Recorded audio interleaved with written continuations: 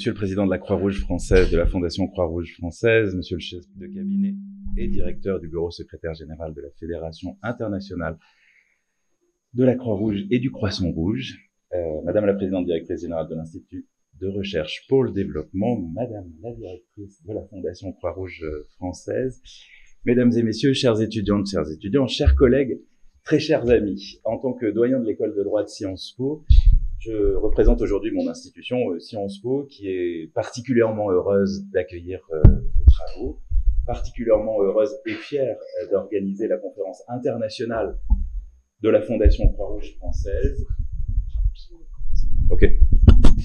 consacrée aux transitions humanitaires, état d'une notion à l'épreuve des crises. Je représente encore l'école de droit, dont je suis le doyen, qui accueille environ 1000 étudiantes, 1000 étudiants, dont certains vont travailler dans le secteur humanitaire comme avocats, juristes dans des ONG ou même plus directement ou indirectement comme magistrats. Je représente encore, c'est beaucoup de choses, l'école d'affaires internationales de Sciences Po à Paris, la PSIA, qui accueille 1600 étudiantes et étudiants et propose des masters 7 sur des thématiques allant de la diplomatie internationale aux transitions environnementales en passant par l'action humanitaire. Je précise qu'il y a beaucoup de liens qui concernent directement ou indirectement notre journée entre nos deux écoles, l'école d'affaires internationales et l'école de droit. Je songe au programme clinique de l'école de droit qui accueille une centaine d'étudiants, dont la moitié vient de la PSIA, et qui, nombreux, travaillent dans des programmes relatifs aux migrations, à l'accès au droit ou aux droits humains. Venant de l'école de droit, étant un professeur de droit, permettez-moi de jouer les ingénus, alors pas tout à fait les ingénus, plutôt de porter un regard de néophyte sur le thème que vous allez traiter aujourd'hui. Ce regard est celui d'un juriste, donc c'est celui, et j'imagine que vous pouvez le comprendre, d'un observateur fatigué, d'un observateur inquiet, du non-respect, je pourrais même dire du mépris, témoigné aujourd'hui dans le monde à l'endroit du droit international humanitaire. Consterné, c'est le mot que je dois utiliser aussi, ou donc choisissez, par les violations des droits humains. Ce regard pourrait être un tout petit peu plus subjectif, je dirais même presque générationnel. Les juristes de ma génération, j'avais 16 ans lorsque le mur de Berlin est tombé, j'étais en Pologne et j'étais engagé dans une mission humanitaire. Cette génération a tristement l'impression d'avoir vécu un moment dans sa vie qui n'était qu'une parenthèse, dans un monde que nous pensions fait pour durer et qui n'est plus exactement celui dans lequel nous habitons aujourd'hui. Ou alors c'est le même, mais nous ne savions pas exactement le voir. Pour vous dire les choses rapidement, et pardonnez cette naïveté, nous pensions alors que pendant toute notre vie d'adulte, toute notre vie de citoyen, toutes nos vies d'engagement, nous accompagnerions un progrès lié à des valeurs qui nous semblaient alors incontestables. Elles étaient contestables et elles furent contestées. La succession des catastrophes climatiques, sanitaires, des guerres, des exils, des crimes qui se chevauchent aujourd'hui plus qu'ils ne se succèdent peut faire peur, sans doute.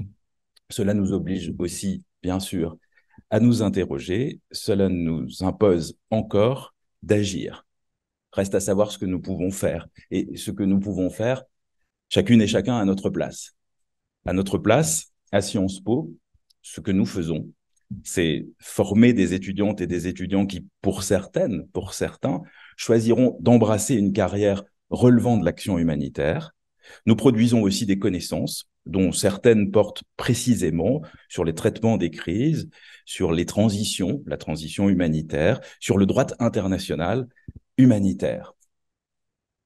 Former des étudiantes et des étudiants aux questions humanitaires, c'est ce que nous faisons à l'école de droit un peu, à la PSIA, l'école d'affaires internationales de Sciences Po Paris, beaucoup. Dans le Master Human Rights and Humanitarian Action, je note d'ailleurs, en lisant le programme de votre colloque, que 6 étudiants de ce master qui y contribuent ont décidé d'approcher les débats des transitions humanitaires avec un prisme juridique, celui bien sûr du droit international humanitaire, en réfléchissant au futur de l'action humanitaire.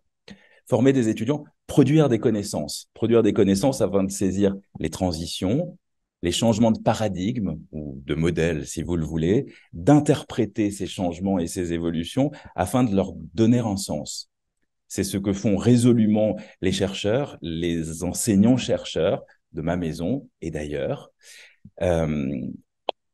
Qu'ils font, pour certains d'entre eux, ils le font depuis plus de 10 ans ou depuis une dizaine d'années, pardonnez-moi, grâce à la Fondation Croix-Rouge et grâce à un fort engagement de sa part pour la recherche humanitaire et sociale, permettant une collaboration entre des chercheurs et des acteurs humanitaires, et ainsi contribuant, aidant à la construction d'une véritable communauté. Alors une communauté savante, une communauté active, une communauté autour des études humanitaires, Humanitarian Studies, une communauté d'interprétation, une communauté d'action.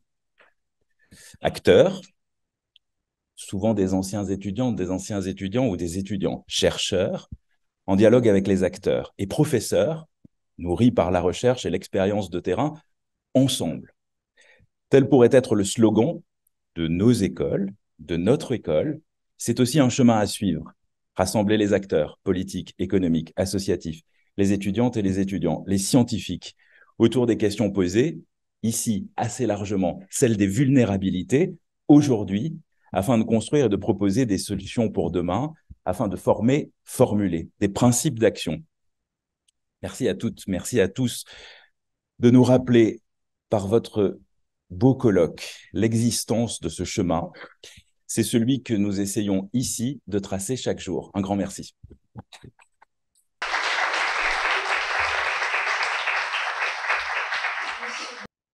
Monsieur le Président, cher Jean-François Mattei, que j'ai le plaisir de retrouver ici même, Madame la Présidente de la Croix-Rouge du Burundi, que je salue tout particulièrement, Monsieur le Professeur des universités, Monsieur le Directeur, Monsieur le Président du Comité scientifique, cher Eric, Madame la Directrice générale, chère Virginie, Mesdames et Messieurs les membres du Conseil d'administration de la Fondation de la Croix-Rouge française, Monsieur le chef de cabinet du secrétaire général de la Fédération de la Croix-Rouge et du Croissant-Rouge, Mesdames et Messieurs, dans un ouvrage bien connu, Les faux monnayeurs, André Gide nous raconte l'histoire de Bernard, un jeune homme qui renonce à découvrir la véritable identité de son père. Pourquoi? Parce que toute recherche oblige. Et découvrir l'identité de son père constitue un fardeau trop lourd pour le jeune homme. Ce que l'auteur nous dit à travers ces quelques mots, c'est que la recherche, la découverte de la vérité comporte une part de responsabilité. Pour la Fondation de la Croix-Rouge, cette phrase résonne avec puissance, car la recherche nous oblige, en effet, à agir sur le réel. C'est-à-dire à traduire la connaissance en action, à transformer les chiffres en pratique, à passer de l'analyse à la conception, à mettre en œuvre les 4 moteurs de la Croix-Rouge, la sympathie, l'action, la réflexion, la codification. Faire émerger un espace scientifique n'avait de sens pour nous que si, en bout de course, il permettait de mieux soigner, de mieux réconforter, de mieux accompagner. Nous sommes un mouvement humanitaire fondamentalement tourné vers l'action. Et notre recherche s'est pensée ainsi. C'est pour cela que la Fondation s'associe à l'engagement bénévole pour répondre aux problématiques des femmes et des hommes de terrain. C'est pour cela aussi que la Fondation se déploie en temps d'urgence pour mieux faire face à l'immédiat. Entre 2020 et 2021, c'est 11 recherches qui ont été soutenues par la Fondation sur la pandémie. Dès le mois de juin 2022, une bourse était attribuée pour étudier la question des populations fuyant l'Ukraine. Ce sont là des chercheurs au cœur de crises inédites et mouvantes qui adaptent leurs pratiques et temporalités pour récolter des données, recueillir des témoignages et nous permettre d'y voir un peu plus clair. Faire ce lien entre l'approche scientifique et la réalité du quotidien, c'est donc l'engagement que nous avons pris il y a maintenant 10 ans de cela. Je dirais également que la recherche oblige davantage lorsqu'il s'agit de l'humain. Les thèmes que nous explorons, que ce soit les épidémies, les migrations, les catastrophes naturelles, touchent l'humain dans les moments les plus cruciaux, les plus vitaux de la vie humaine. Ils s'attaquent à la complexité de ce que nous sommes, à nos incohérences, à nos vulnérabilités. Prendre l'humain comme objet d'étude n'est pas une démarche innocente, car elle implique d'être face à soi-même, d'être prêt à revenir sur ses certitudes, sur quelques convictions trop arrêtées en avance, c'est-à-dire d'étudier les dysfonctionnements, y compris les nôtres, de démêler nos propres préjugés, représentations, d'éclaircir ainsi les mécanismes de domination et d'injustice.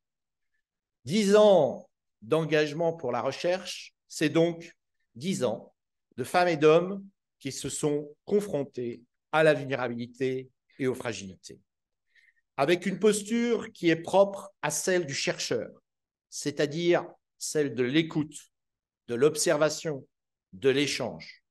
J'ai donc l'intime conviction que les chercheurs en sciences sociales ont une responsabilité singulière. Je le dis en connaissance de cause, en tant qu'universitaire, en tant que docteur en sciences de l'éducation. C'est à la fois, je crois, toute la richesse et la difficulté d'étudier l'humain. Enfin, je dirais que toute recherche oblige, car elle comporte une part d'universel. La science n'est pas la patrie, disait le jurassien Pasteur. Et c'est pour faire vivre cet universalisme que la Fondation s'est tournée vers l'international. En 2022, nos terrains de recherche se trouvaient en Côte d'Ivoire, au Liban, sur les 3 océans. Et pour n'en citer que quelques-uns, évidemment, je voudrais y associer tous les territoires de nos outre-mer. Ces partenariats ouvrent le champ des possibles, non seulement car ils permettent de répondre à des interdépendances nouvelles, mais aussi car ils ouvrent des voies de dialogue parallèles entre le Nord et le Sud, qui ont plus que jamais besoin de se comprendre. Nous le voyons tous les jours sous nos yeux. À travers cette approche horizontale de la recherche, c'est donc le renouvellement de l'action humanitaire qui se joue. La Fondation a aussi fait le choix de s'engager au sein du mouvement international de la Croix-Rouge et du Croissant-Rouge. À travers le consortium RC3, les centres de recherche de tous les continents de notre mouvement se sont rassemblés. Nous y jouons un rôle moteur convaincu de la richesse d'une telle collaboration au sein du premier mouvement humanitaire mondial. J'en prends pour exemple les nombreux membres du mouvement présents ici aujourd'hui en provenance du Burundi, des États-Unis, du Kenya, de la Fédération, que je salue très chaleureusement. 10 ans plus tard, cette formidable aventure dans la recherche nous oblige donc encore et toujours à œuvrer pour la solidarité. 10 ans de conférences, de séminaires, de tables rondes, de moments d'échange, de débats et de controverses en France et à l'étranger. 10 ans à construire des ponts, à faire émerger une communauté de chercheurs engagés pour l'action humanitaire. Et c'est donc avec un mélange de fierté et d'enthousiasme et beaucoup d'espoir pour l'avenir que nous célébrons aujourd'hui une décennie de recherche à la Croix-Rouge. Car 10 ans après la naissance de cette jeune organisation, les défis demeurent nombreux. Aujourd'hui, la Fondation inaugure cette nouvelle décennie à travers une réflexion sur l'accessibilité et l'utilité sociale de ces productions, la diffusion des savoirs au sein de la Croix-Rouge, comme vers l'extérieur, constitue également un enjeu important pour nous permettre de nous rapprocher du terrain de la connaissance, la temporalité évidemment entre l'action et la recherche, le lien entre le plaidoyer, l'émergence d'une culture scientifique au sein d'une organisation de 100 000 volontaires. Toutes ces choses prennent du temps et nécessiteront un engagement résolu. Enfin, nos partenariats à l'étranger sont mis à l'épreuve par la dégradation du contexte international. Mais pour y faire face, nous ne sommes pas seuls. Je tiens à remercier tout particulièrement Sciences Po et l'École des affaires internationales et de droit, ainsi que l'Institut de recherche pour le développement. Votre soutien est une marque de reconnaissance pour les travaux de la Fondation, mais aussi un témoignage fort de l'amitié qui nous unit. Je tiens à saluer également nos nombreux partenaires, ici présents dans la salle ou derrière l'écran. Nos nombreux partenaires qui nous accompagnent et qui nous soutiennent, et votre soutien est une marque de reconnaissance pour les travaux de la Fondation et aussi, je crois, un vrai chemin qui est construit ensemble. Je tiens enfin à rendre hommage au professeur Jean-François Mattei, mon prédécesseur, qui a eu l'intuition et qui a su donner l'impulsion et construire la vision d'une recherche au service des solidarités nouvelles. Aux équipes de la Fondation, au conseil d'administration, aux comités scientifiques qui se sont succédés et aux chercheurs qui ont su l'incarner. À ces nombreuses femmes et hommes qui ont investi du temps, de l'énergie pour nous permettre d'y voir un peu plus clair, un peu moins flou sans doute, et depuis 10 ans, un peu plus loin. De tout cela, je vous remercie.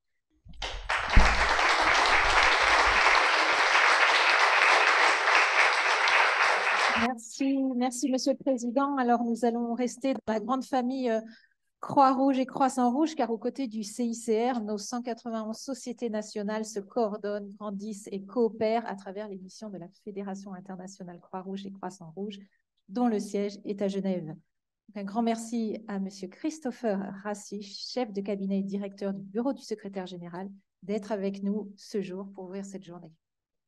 Bonjour, Monsieur le doyen, Monsieur le Président d'Acosta, Madame la Présidente du Croix-Rouge de Burundi, Monsieur le Président Mattei. C'est un plaisir pour moi de vous joindre à vous aujourd'hui avec autant d'amis et de collègues ici en France et autour du monde et dans le mouvement international de la Croix-Rouge et du Croissant-Rouge, et d'être avec vous ici dans l'occasion de la conférence marquant les 10 ans de la fondation du Croix-Rouge française et 10 ans de recherche au cœur des vulnérabilités. Il est touchant aussi pour moi d'être ici en représentant mon secrétaire général, Jaigan Chapagan, ici auprès d'une société nationale fondatrice de la Fédération internationale, et aussi dans une institution, Sciences Po, où j'ai passé une partie importante de ma vie il y a 25 ans, bien qu'à l'école à Strasbourg de l'IEP. L'action de cette fondation est plus essentielle que jamais. Depuis sa création, la fondation qui encourage l'innovation et la recherche sur les questions humanitaires et sociales aux fins de réduire la vulnérabilité, l'exclusion et la pauvreté, a soutenu plus de 110 projets sociaux à fort impact. Dans un monde marqué par des crises sans précédent, comme la crise actuelle au Moyen-Orient, le conflit en Ukraine, la pandémie de COVID-19 et la menace imminente des changements climatiques, le secteur humanitaire international a dû relever d'immenses défis au cours des 10 dernières années. Ces crises ont obligé la Fédération internationale et ses 191 sociétés nationales membres à réfléchir, à s'adapter et à améliorer leur approche de l'action humanitaire. Le rôle que joue la recherche universitaire dans l'action humanitaire n'a jamais été aussi important. La Fédération internationale est fière de travailler en collaboration avec la Croix-Rouge française et sa fondation. La création et lancement en 2019, grâce à la collaboration entre la Fédération internationale, le CICR et la Fondation du Consortium de la Croix-Rouge et du Croissant-Rouge illustrent de manière concrète la façon dont nous nous attachons à intégrer la recherche universitaire, la science et l'expertise technique afin d'aider au mieux les sociétés nationales de la Croix-Rouge et du Croissant-Rouge à intensifier leur action humanitaire. En 2023, le consortium a organisé sa toute première longue nuit de la recherche. Ce premier événement mondial en ligne comportait des tables rondes et des ateliers interactifs visant à explorer la façon dont la recherche peut faire évoluer les pratiques du mouvement international de la Croix-Rouge et du Croissant-Rouge en matière de volontariat. Le rôle du volontariat au sein de notre réseau humanitaire et la recherche de données scientifiques pour renforcer notre approche en matière de volontariat met en évidence un aspect très important, l'inclusion véritable des jeunes dans la recherche des solutions. L'énergie, la créativité et le dévouement des jeunes sont essentiels pour faire avancer notre secteur.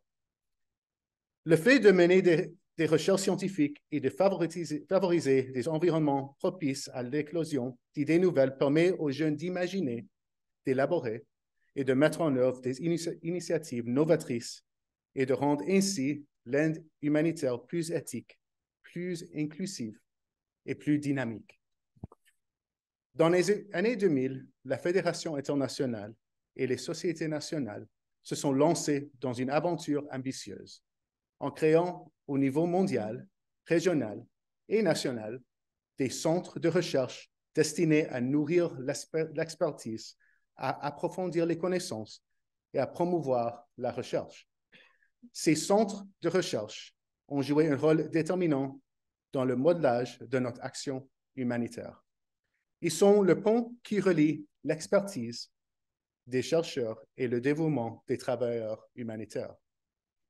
Ils sont le pont aussi qui constitue une source d'innovation, éthique et inclusivité qui nous permet de mieux servir les communautés touchées par des crises.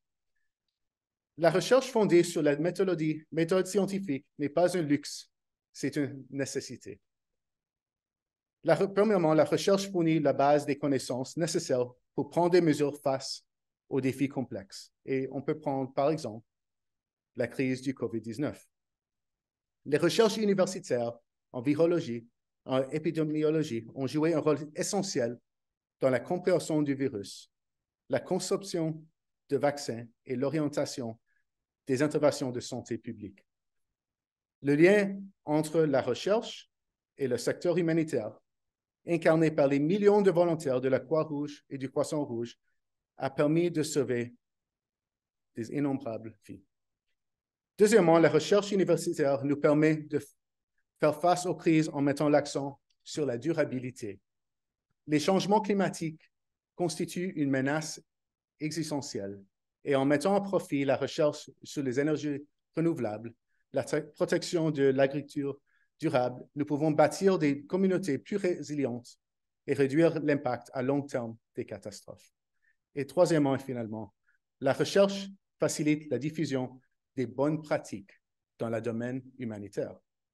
En intégrant les connaissances universitaires, nous faisons en sorte que notre aide humanitaire soit non seulement efficace, mais aussi éthique et inclusive lorsque nous sommes confrontés à des violences fondées sur la guerre, la protection de l'intégrité personnelle et ainsi que la visibilité des groupes marginalisés. L'union de la recherche universitaire et de l'action humanitaire est puissante.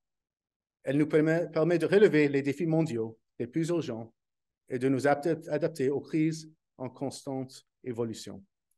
Pour la Fédération internationale, la recherche est essentielle pour bâtir un avenir dans lequel les efforts humanitaires ne constituent pas uniquement une réponse aux crises, mais sont une force proactive pour engendrer des changements positifs. Elle représente l'ébauche d'un monde où les souffrances sont atténuées et où l'espoir renaît. Je vous souhaite à toutes et à tous une conférence intéressante et productive au cours des prochains jours. Merci.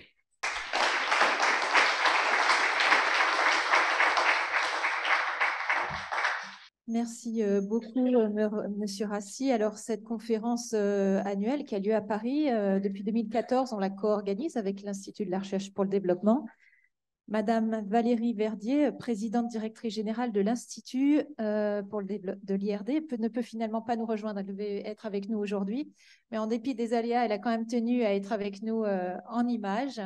Voilà, donc nous allons pouvoir l'écouter si la technique nous permet de projeter son intervention. En tout cas, tout a été fait pour. Et Marion, qui est aux commandes, fait ça très bien. Donc, Monsieur le Président de la Croix-Rouge française et de la Fondation Croix-Rouge française, Monsieur le chef du cabinet et directeur du bureau du secrétariat général de la Fédération internationale des sociétés de la Croix-Rouge et du Croissant-Rouge, Mesdames et Messieurs, chers collègues, c'est un grand plaisir pour moi d'ouvrir, au nom de l'IRD, l'Institut de recherche pour le développement, et aux côtés de nos partenaires, la conférence internationale spéciale des 10 ans de la Fondation.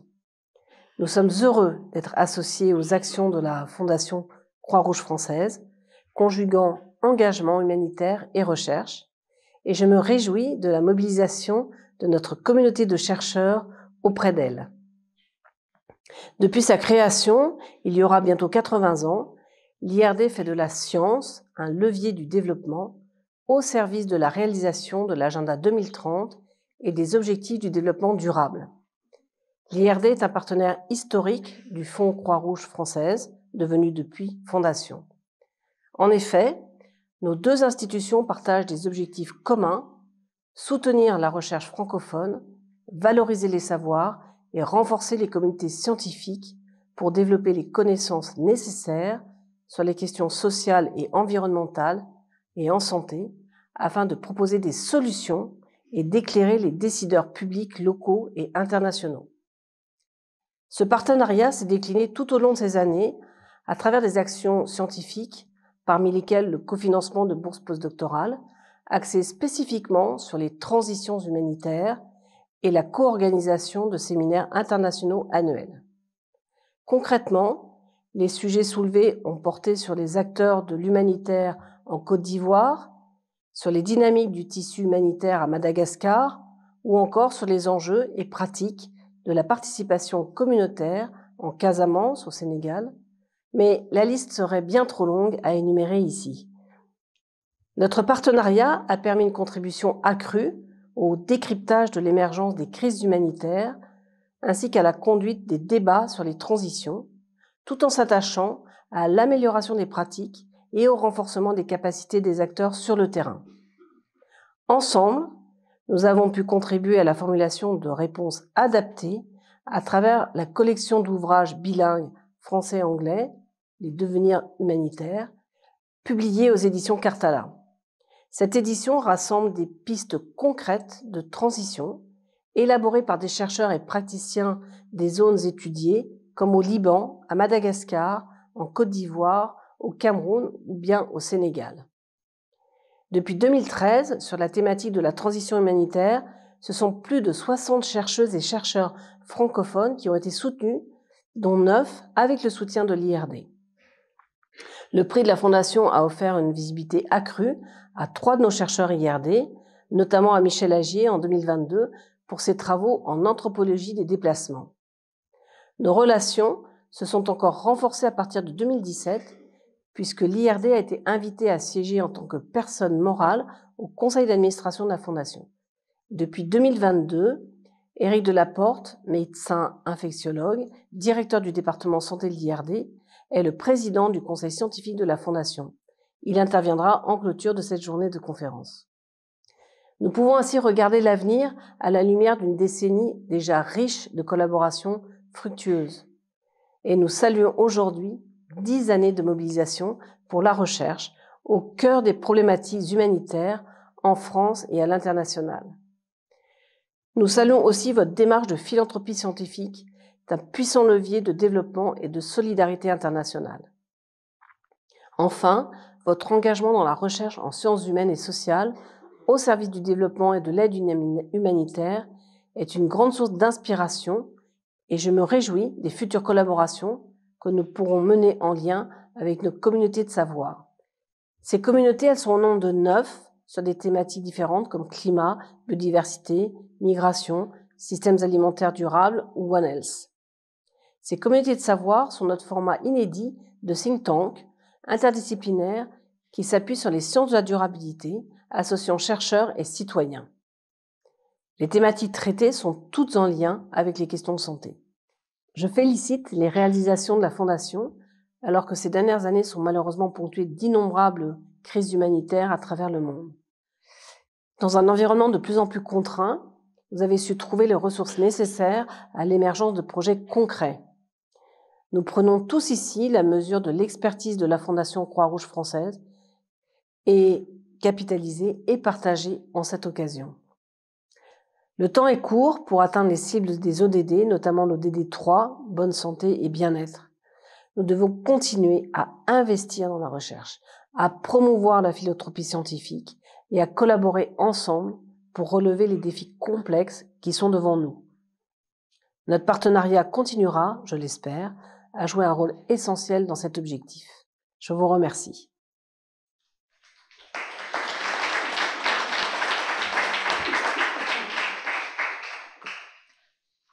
Alors, inspiré par vos mots à tous qui alarment et encouragent en même temps, nous pouvons commencer cette journée. Nous vous proposons de la commencer aussi avec les images pour embarquer ici à Sciences Po toute la communauté de chercheurs de la Fondation.